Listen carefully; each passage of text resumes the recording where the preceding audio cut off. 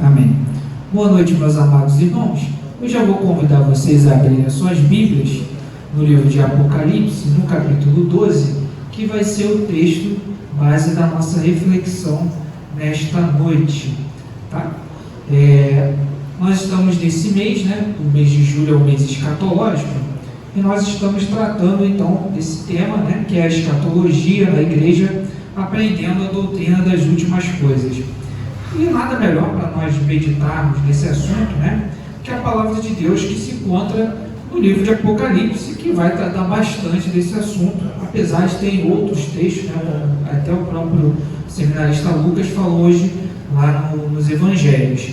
E então, na doutrina das últimas coisas, nós aprendemos que Deus, ele no final vai exterminar o mal, vai vencer Satanás, vai punir os ímpios e finalmente estabelecer o seu reino. Mas qual que deve ser a nossa reação, a nossa atitude ao saber dessas coisas? Qual que deve ser a nossa reação ao saber que Deus vai, no final das coisas, estabelecer o seu reino e acabar com o mal? Então, nessa noite, nós vamos ver como a palavra de Deus nos chama para reagir diante da doutrina das últimas coisas, ou reagir diante da escatologia, nos juntando juntamente, nos juntando a esse povo que Deus escolheu para permanecer fiel e adorando ao seu nome.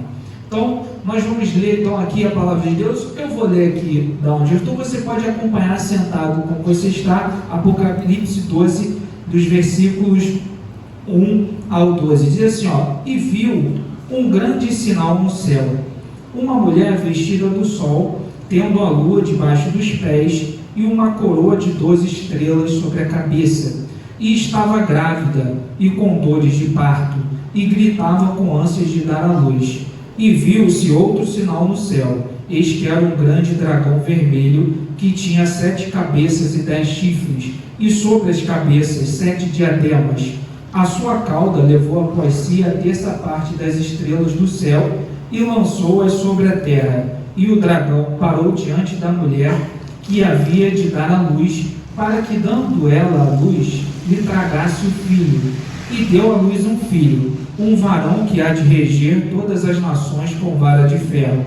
E o seu filho foi arrebatado para Deus e para o seu trono.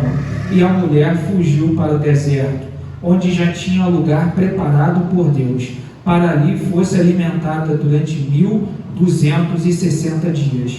E houve batalha no céu. Miguel e os seus anjos batalhavam contra o dragão, e abatalhavam o dragão e seus anjos, mas não prevaleceram, nem mais o seu lugar se achou nos céus. E foi precipitado o grande dragão, a antiga serpente, chamado Diabo e Satanás, que engana todo mundo, e ele foi precipitado na terra, e os seus anjos foram lançados com ele. E ouvi uma grande voz do céu que dizia: agora chegada está a salvação e a força e o reino de nosso Deus e o poder do seu Cristo, porque já o acusador de nossos irmãos é derribado, o qual diante do nosso Deus os acusavam de dia e de noite. Eles o venceram pelo sangue do Cordeiro e pela palavra do seu testemunho, e não amaram a sua vida até a morte. Então, meus amados irmãos, nós vamos refletir nesse texto, e uma breve introdução é que esse texto ele se encontra como se fosse um apêndice entre a visão que João tem em Apocalipse, entre as trombetas e as taças da ira de Deus. Então, ele vai ver isso, e essa palavra ela não se refere de fato literal a uma batalha espiritual, mas uma visão que Jesus dá a João, em que ele vê como se fosse um resumo de toda a história da salvação, que é o Senhor Jesus que liberta e então vence e estabelece o reino de Deus. Ele vai ver essa visão, e ela é como se fosse uma analogia, uma ilustração de uma realidade espiritual maior, que é a luta entre o mal, representado pelo diabo, e Deus e o seu Cristo.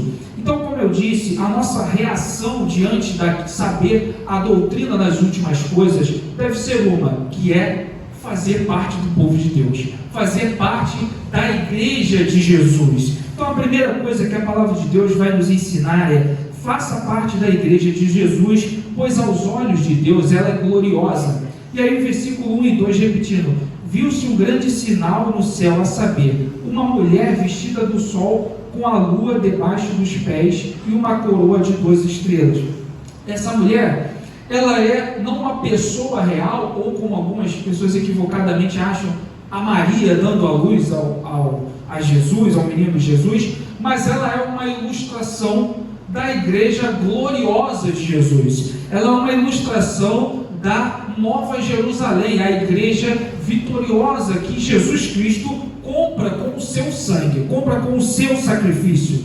Tanto Israel no Antigo Testamento, como todos os fiéis, a partir do Novo Testamento, que entregaram a vida de Jesus, é essa representação dessa mulher, que o Messias vem dela, como que ele vem do povo de Israel, e para ela, porque o seu propósito é a salvação da sua igreja. A mulher é a representação da igreja gloriosa, o povo de Deus que é fiel.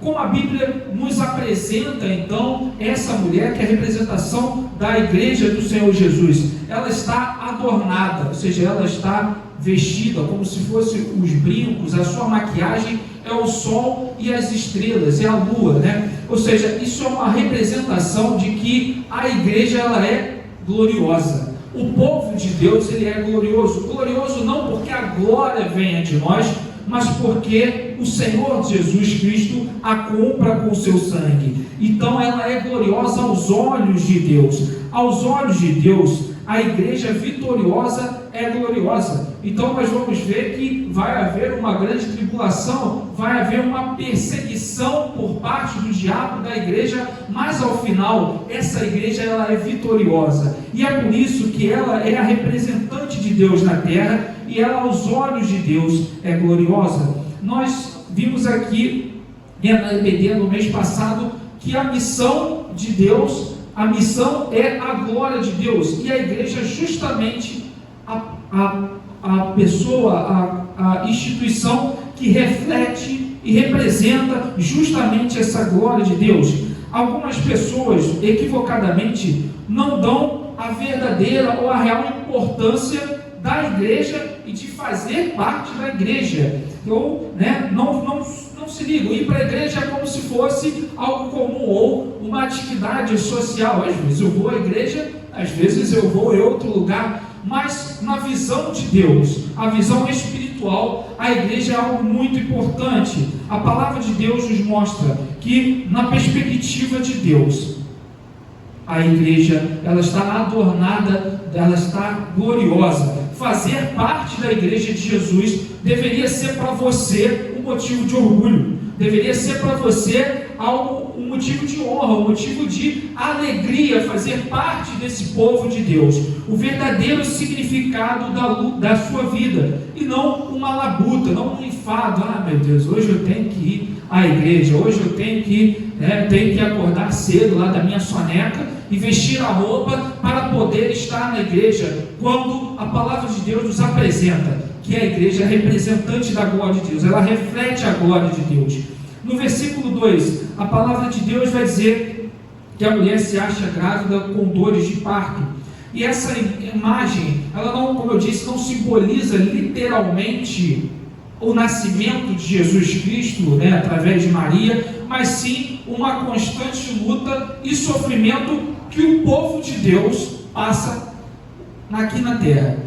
Então a igreja de Jesus, ela sim sofre, ela é perseguida, ela sofre, ela tem essas perseguições, mas em que pese a igreja de Deus, de todos os tempos, ser gloriosa, isso não significa que ela não é sofredora. Ela é sofredora. Nós sofremos enquanto estamos aqui no mundo e estamos passando as investidas de Satanás, as consequências do pecado, as tribulações, as angústias.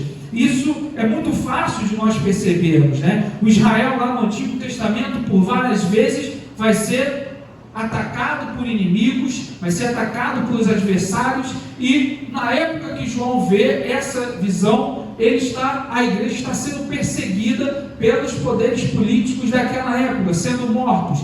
Também nós, enquanto não se consumar o tempo que Deus determinou no seu próprio poder, nós também vamos sofrer e passar por dificuldades. Mas, de qualquer forma, nós sabemos que nós temos a vitória pelo nome de Jesus. Sabemos que, por mais que nós sejamos angustiados, por mais que nós sejamos perseguidos, a igreja de Jesus é sempre vitoriosa, ela é sempre mais que vencedora. A igreja é perseguida, mas ela nunca é abatida, ela continua gloriosa e refletindo a glória do seu fundador, a glória do seu redentor, que com o seu sangue ele comprou essa igreja. A segunda coisa que a palavra de Deus vai nos ensinar,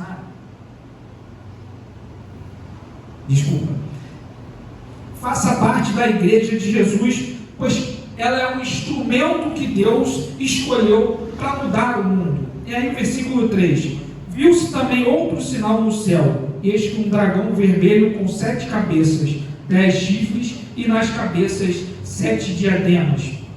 Então, esses 7 cabeças e 7 diademas, ou coroas em outras traduções, é um simbolismo do poder e autoridade político. O que está se querendo dizer não é que o diabo seja literalmente um dragão, mas que é um simbolismo de que todas essas cabeças e esses chifres simbolizam o poder político, o governo político do mundo. Tanto as cabeças, quanto os chifres, quanto as coroas simbolizam o poder secular, o governo secular do mundo. Na época de João, que nos relata essa profecia, o governo ali era o Império Romano. Então, essa autoridade de Satanás sobre os governos, ela perpetua-se desde sempre e vai continuar assim. Isso é algo para nos fazer pensar, para fazer eu e você pensarmos. Existem alguns cristãos que acham sinceramente ser possível mudar o mundo, melhorar o mundo através da política. Eu vou me eleger, ou vou eleger o fulano, e então nós vamos, através da política, melhorar o mundo. Vamos, redimir a humanidade através do voto, ou através de instrumentos políticos, quando a palavra de Deus nos mostra que o trono de Satanás é o poder político, ou o poder político ele está submisso ao próprio diabo. Essas pessoas, tem algumas pessoas que até elas acreditam tanto nisso que ainda colocam lá no Facebook: não, se você vota no fulano do Beltrano, pode me excluir do Facebook, porque eu aqui sou desse João, desse político, desse governo. Ou seja, a pessoa acredita piamente ser possível mudar a realidade ou mudar o mundo através de uma coisa que a própria palavra de Deus nos mostra que está sob o controle do diabo, que está sob o controle do demônio. Mas a palavra de Deus vai nos mostrar isso mais evidente no capítulo 13, lá quando a besta que sobe do mar, mas isso fica evidente aqui. E aquilo que Deus vai nos mostrar é que o instrumento que Deus escolhe para mudar o mundo não é a política, mas é a igreja.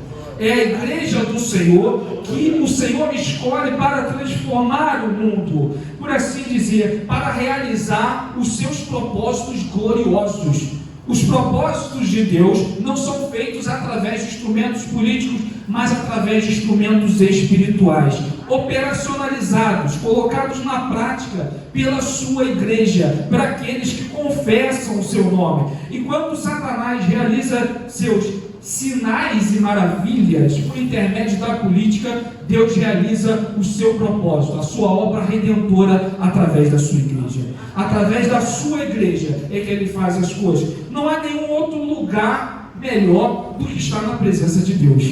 Não há nenhum outro lugar que você possa confiar que a realidade vai mudar, que o seu vizinho, vai ser transformado, que não seja a igreja. Não há nenhum lugar, estamos na campanha aqui, veio com a bandeira do Rio. Não acredite que o governador X ou Y vai conseguir mudar a realidade, mas sim a igreja do Senhor, que milita e transforma as vidas das pessoas, levando o evangelho da salvação de Jesus. Então, amém, pratique isso, faça parte da igreja, porque ela é um instrumento que Deus escolheu na sua soberania para transformar o mundo. O próximo princípio que a palavra de Deus vai nos mostrar é: faça parte da igreja, pois ela revela que o reino do mundo é de Jesus.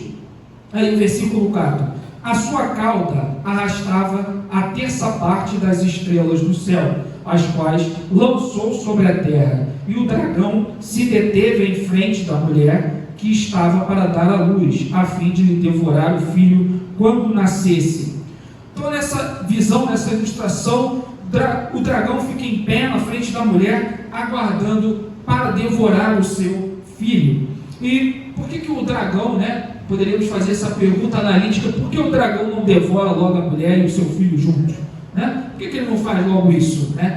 Nós estamos falando de um quadro simbólico, claro, não é literal, mas aqui nós percebemos que o intento de Satanás não é a igreja em si, não é atacar a igreja em si, mas sim aquele a quem a igreja serve, que é aquele que está sendo ilustrado aqui, que é o Salvador e Redentor Jesus Cristo. O propósito principal de Satanás é impedir a obra de Cristo, e impedir a obra de Cristo não é necessariamente impedir a igreja, porque nem sempre nós como igreja fazemos a obra de Cristo, você há de concordar, A oposição à igreja é, na verdade, a oposição ao Senhor da igreja. Então, por isso que quando Cristo encontra Paulo, lá na estrada de Damasco, que antes era Saulo, ele vai perguntar: por que você me persegue? Porque ao perseguir a obra de evangelização, ele estava, no fim das contas, perseguindo a igreja. Satanás, ele não se incomoda com a existência da igreja em si mesmo,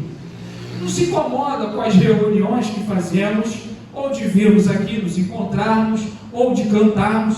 O que ele se incomoda, de fato, a oposição dele se revela brutal quando a igreja coroa Jesus como o único e verdadeiro rei. É aí que a oposição se torna brutal, quando nós de fato coroamos o Senhor Jesus como o rei desse mundo, como o nosso rei. Herodes, ele nunca se importou com os judeus, ele não estava nem aí que eles estavam se reunindo no templo, sacrificando no templo, cumprindo, tendo as sinagogas lá, estudando, mas foi só os reis magos dizer que vieram adorar ao rei que havia nascido em Belém, que a palavra de Deus vai dizer que ele e toda Jerusalém se perturbou. Ele e todo o seu governo se perturbou, e ele então vai colocar a efeito um plano macabro de assassinar várias crianças. Ou seja, foi só ele saber que havia nascido o rei desse mundo para matar todos os meninos que nasceram em Belém. Só foi saber que o rei dos reis e senhor dos senhores nasceu que ele fez isso. Qualquer atitude, meu amado irmão, qualquer ação anticristã é por essência uma ação diabólica e demoníaca. Qualquer ação que coloca Jesus Cristo não como o centro ou o centro da nossa adoração, o verdadeiro rei, ela é, em última análise, uma ação demoníaca, diabólica. Ela deve ser colocada de lado, ou seja, a proeminência de Jesus, a prioridade dele na vida da igreja é a coisa mais importante e o que de fato gera essa oposição do diabo. A igreja de Jesus, ela deve a todo momento coroar Jesus como seu único rei, coroar Jesus Cristo como a sua única esperança, como a sua única adoração, a sua forma de adoração. O próximo princípio que a palavra de Deus vai nos mostrar é que faça parte da igreja de Jesus, pois ela aponta que o Messias é a revelação final da história. Aí versículos 5 e 6, ela deu à luz um filho, um homem, que governará todas as nações com cetro de ferro.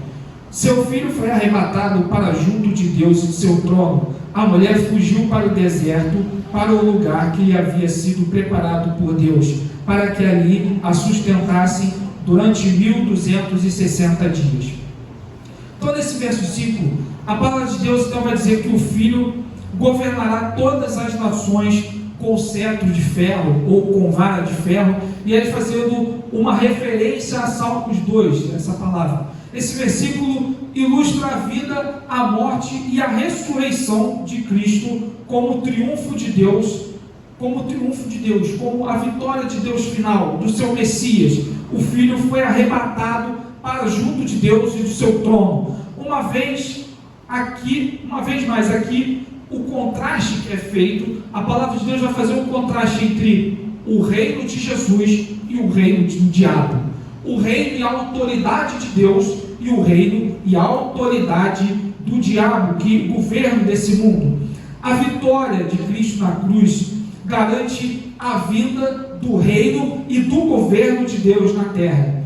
E que pese aparentemente para nós isso seja algo distante, pois nós olhamos e o mundo está cada vez pior, né? Assassinatos e outros crimes. Nós olhamos e a percepção que nós temos, humana, limitada da nossa humanidade, nosso pecado, é que Jesus tarda, ou que Deus está longe. Mas a morte, a vida de Jesus, ela inicia uma fase que é a fase final, as últimas coisas, ou seja, de que Deus vai estabelecer o seu reino no mundo.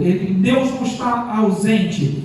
E aqui, essa explicação, está a explicação do fim da história. Cristo, ele governará todas as nações. O Messias, ele é o fim da história. Então nós já sabemos o fim da história. O fim da história e o começo da história e o sentido da própria história. Uma história contada por Deus e colocada a efeito por Ele, levada a efeito por Ele, de que Jesus Cristo governará todas as nações. E apesar da oposição e guerra de Satanás, que se opõe ao propósito final de Deus para o mundo, o poder demoníaco não pode vencer os propósitos de Deus. Não pode vencer aquilo que Deus coloca como seu intento. Versos 7 e 8 diz assim, e houve peleja no céu, Miguel e os seus anjos pelejaram contra o dragão, também pelejaram o dragão com os seus anjos, todavia não prevaleceram, nem mais se achou o lugar deles. Esses versos, eles não estão se referindo a um evento específico, não é como se de fato tivesse acontecido essa batalha, mas está ilustrando aquilo que é a história num ponto de vista espiritual. A verdade é que Satanás e suas forças, elas são derrotadas, elas são sempre derrotadas por Deus, em que pese Satanás ser descrito como um monstro ameaçador, um dragão de 7 cabeças e 10 chifres, ele ter o poder político total, ele é ao final derrotado. Nós estamos aqui nesse mês para estudar a escatologia, o estudo das últimas coisas, e é como se nós, ao lêssemos o livro de Apocalipse, lêssemos a sinopse de um filme, ou recebêssemos um spoiler do filme, ou seja, o final da história é que Jesus Cristo é o vencedor. O final da história é que nós já sabemos que o grande adversário,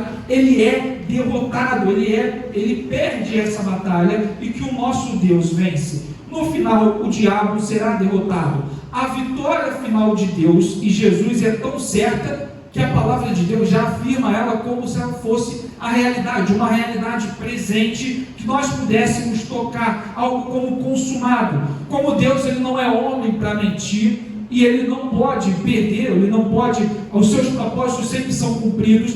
A palavra de Deus nos fala isso como se isso já tivesse sido consumado. Apesar de todo o poder que o diabo tem, nesse instante que nós olhamos para o que o mundo jaz no maligno e que nós vemos essas obras malignas, no final ele é derrotado. O conflito celeste que o João vê aqui é o simbolismo de uma luta histórica entre as forças demoníacas e Deus. A luta entre Deus e o antagonista de Deus, que é o diabo.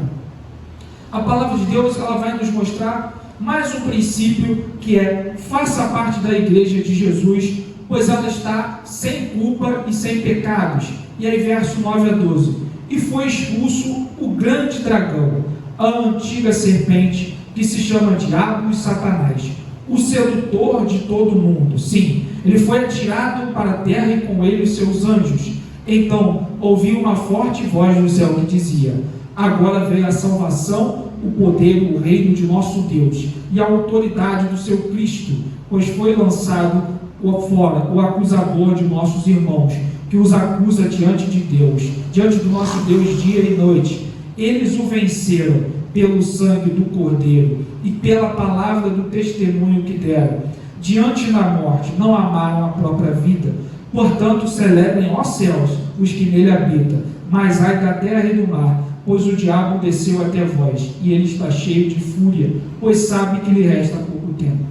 Esses versículos, eles ilustram como Satanás ele perde a sua posição de acusador dos homens diante de Deus.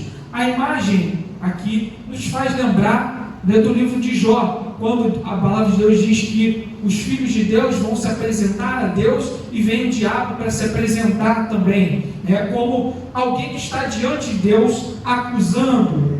A palavra de Deus nos mostra que, de alguma forma, o diabo ele podia lançar acusações diante de Deus. Então ele atiçava as pessoas, tentava elas para que elas pudessem pecar. E então ele chegava com a maior cara de pau diante de Deus para cobrar a justiça divina àquela pessoa que pecou.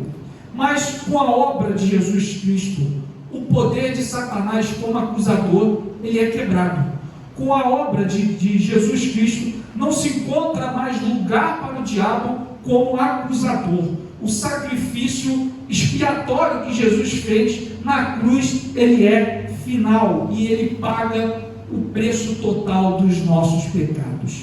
Ele paga o preço final de toda a nossa culpa e dos nossos pecados, de todo aquele que crê. Não tem mais culpa. Agora não existe mais acusação, não existe mais culpa, para uma vez que Cristo Jesus já pagou o preço final de todos os pecados daqueles que entregaram a vida a Jesus. O reino de Deus se estabelece, ele vem com a vinda de Cristo, vem com a autoridade de Deus, e essa autoridade de Deus se choca com a autoridade do diabo, destruindo. A palavra de Deus nos mostra que eles venceram através do sangue do Cordeiro e pela palavra de testemunho. É através da morte sacrificial de Jesus Cristo que nós vencemos o nosso pior adversário. É através da morte de Jesus, que derrama seu sangue na cruz, que nós então agora temos o poder de vencer o nosso pior inimigo, o inimigo das nossas almas, que agora nós recebemos a esperança final de sermos vencedores e moradores do reino de Deus. Então nós podemos nos alegrar de poder dizer que não existe mais nenhuma culpa, não existe mais uma vergonha, nem de se chegar a Deus, porque Jesus Cristo pagou o preço final dos meus pecados, e pagou o preço final dos pecados de todo aquele que entrega a sua vida a Ele, de todo aquele que dobra os seus joelhos a Ele. Nós que entregamos a vida de Jesus, podemos nos alegrar, mesmo quando nós somos atacados pelo diabo, mesmo quando nós podemos nos exultar e comemorar, porque a vitória final, a nossa vitória final, já foi conquistada na cruz. Já vencemos, porque Cristo venceu. Somos vencedores porque Cristo é vencedor. Sabemos que todas as lutas, elas serão vencidas, porque aconteça o que aconteça, qualquer que seja a situação, Jesus Cristo já pagou o preço final dos nossos pecados. Então, em 2 Coríntios 4, 8 a 9, diz que em tudo nós somos atribulados, mas não angustiados, somos perplexos, mas não desanimados, perseguidos, mas não desamparados, abatidos, mas não destruídos. Nós temos a esperança final, a esperança de sermos mais que vencedores em Cristo Jesus. A vitória final já foi alcançada, e ela foi alcançada uma vez só, na cruz do Calvário. Então, por que fazer parte da igreja de Jesus? Porque nós sabemos que somos mais que vencedores. Somos mais que vencedores, porque todo o poder do pecado, da culpa, já não podem mais nos atingir. Quem uma vez foi justificado pelo sangue do Cordeiro, ele tem a vitória final e definitiva sobre o diabo. Então, seja lá o que for acontecer, antes de Jesus voltar, o Anderson Germano falou, nós sabemos que nós vamos vencer pelo sangue do Cordeiro e pela palavra do testemunho. Então, meus amados irmãos, o próximo ponto que a palavra de Deus vai nos ensinar é: faça parte da igreja, pois o tempo é curto. Então, eu estou aqui falando do como fazer parte da igreja de Jesus, como é bom, né? O que nós recebemos, que a comunidade das pessoas que foram compradas pelo sangue de Jesus Cristo, como é maravilhoso estar entre aqueles que carregam o nome de Jesus, o seu coração.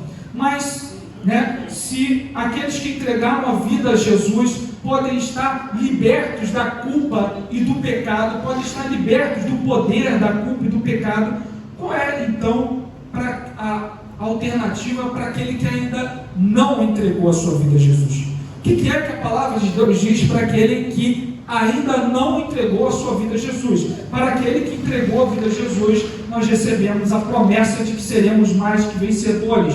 Mas e para aquele que não fez isso? Que aquele que ainda não tomou a decisão de entregar a sua vida a Jesus? Bom, para esses, o que a palavra de Deus diz é ai. É um julgamento. Ai. A palavra de Deus diz que, mas ai da terra e do mar, pois o diabo desceu até vós, e ele está cheio de fúria, pois sabe que resta pouco tempo. Você que ainda não entregou a vida a Jesus, o que a palavra de Deus diz para você é ai. Ai, porque o diabo vem com fúria. Ai, porque se aqueles que entregaram a sua vida a Jesus têm a promessa de serem mais que vencedores, você tem a advertência de que o seu tempo é curto. Você tem a advertência de que o inimigo da sua alma está furioso e ele vai vir para destruir, porque sabe que o seu tempo é curto. Para aqueles que entregaram a vida a Jesus, não existe mais nenhuma condenação, nenhuma acusação que possa ser colocada para aquele que tem o sangue do Cordeiro. Mas para você que não, o que a palavra de Deus fala é uma séria advertência do perigo em que você se encontra. Se as armas da batalha que fazem com que os filhos de Deus vençam o diabo são o sangue e o cordeiro, o sangue do cordeiro e a palavra do testemunho, você que ainda não entregou a vida a Jesus está no mato sem cachorro, está numa batalha totalmente indefeso, está numa batalha totalmente desarmado, está à completa mercê de um inimigo furioso, de um inimigo que tem todo o poder político e o seu objetivo é a destruição dos indefesos, vulnerável a um inimigo que tem todo o poder. Ai de você que ainda não entregou a vida a Jesus, porque o diabo vai fazer guerra à sua vida. Ele vai fazer guerra à sua alma, pois sabe que o tempo dele é bem curto. Em Apocalipse 22:11 diz que quem é injusto, faça injustiça ainda. Quem está sujo, suje-se ainda. E quem é injusto, faça justiça ainda. E quem é santo, seja santificado ainda. O que a palavra de Deus está dizendo é que pode continuar fazendo as suas. Pode continuar ignorando as advertências, pode continuar pecando, achando que não vai pegar nada, não vai dar em nada.